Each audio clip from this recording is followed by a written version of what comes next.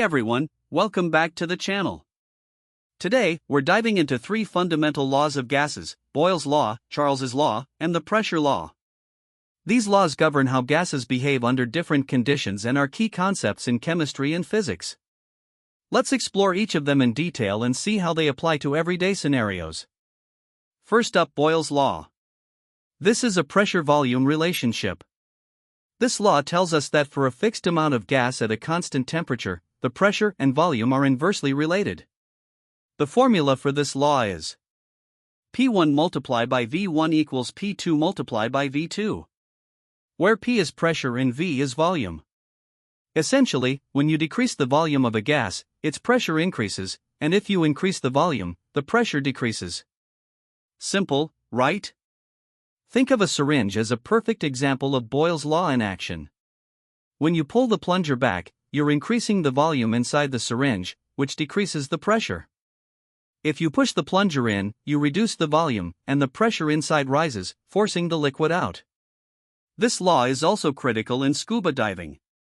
As a diver descends, the water pressure increases, compressing the air in their lungs. That's why divers need to manage their air supply carefully, as the volume of the gas they breathe decreases with depth. Next, we have Charles's law. This law is a volume-temperature relationship.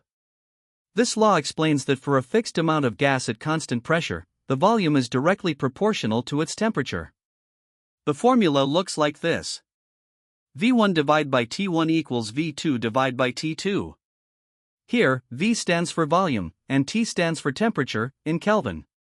As the temperature increases, the gas expands, and if the temperature decreases, the gas contracts. A hot air balloon is a great example of Charles's law in action. When the air inside the balloon is heated, the volume of the gas increases, causing the balloon to rise. As the air cools, the volume decreases, and the balloon slowly descends. Another practical example is car tires. In colder temperatures, the air inside the tires contracts, causing a drop in tire pressure. That's why you might notice your tire pressure is lower during the winter months. Next, we have the pressure law, or the Gay-Lussac's law. This is a pressure-temperature relationship. This law states that for a fixed volume of gas, the pressure is directly proportional to its temperature. The formula for this law is P1 divided by T1 equals P2 divided by T2. Here, P is pressure, and T is temperature, again, in Kelvin. So, if you increase the temperature of a gas while keeping the volume constant, the pressure increases, and if you lower the temperature, the pressure decreases. The pressure law is the reason for aerosol cans to have warnings about heat. If you leave an aerosol can in a hot car, the gas inside heats up, causing the pressure to rise. If the temperature gets too high, the pressure could build to dangerous levels, potentially causing the can to explode. Another everyday application of the pressure law is the pressure cooker.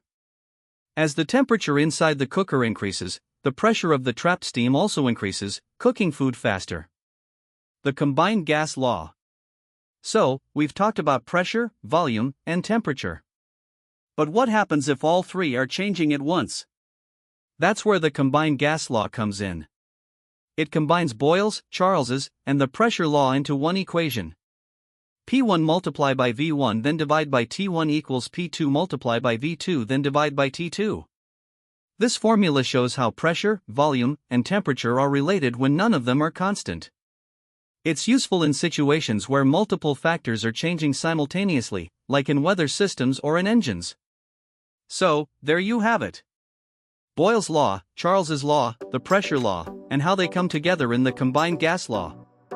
These laws help explain everything from how hot air balloons rise to why your car tires lose pressure in the cold. If you found this video helpful, don't forget to like, subscribe, and hit the bell.